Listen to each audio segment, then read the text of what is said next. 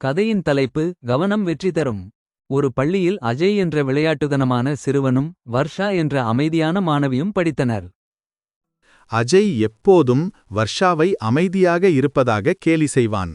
ஏன் நீ பேச மாட்டேங்கிறாய்? மௌனம் உனக்கு உதவாது என்று சிரித்தான். ஒரு நாள் அவர்களின் ஆசிரியர் ஒரு குழு தேர்வை அறிவித்தார். வகுப்பறையில் மறைந்திருக்கும் தடயங்களை பயன்படுத்தி நீங்கள் ஒரு புதிரை தீர்க்க வேண்டும்.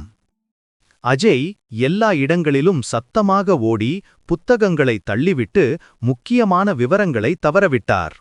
வர்ஷா அமைதியாக கவனித்து கடிகாரத்தின் டிக் செய்யும் ஒலி, ஜன்னல்கள் வழியாக வரும் காற்று மற்றும் கரும்பலகையிலுள்ள மங்கலான சுண்ணாம்பு அடையாளங்களை கேட்டாள்.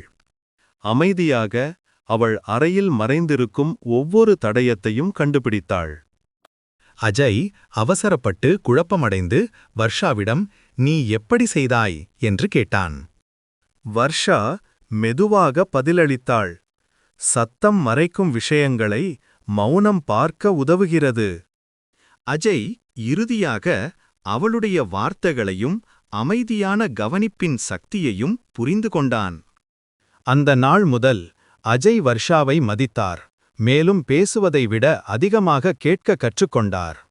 இந்த கதையில் நாம் கற்றுக்கொள்ளும் விஷயம் என்னவென்றால், சத்தம் மறைப்பதை மௌனம் வெளிப்படுத்துகிறது. கவனம் என்பது ஒரு சக்திவாய்ந்த திறமை.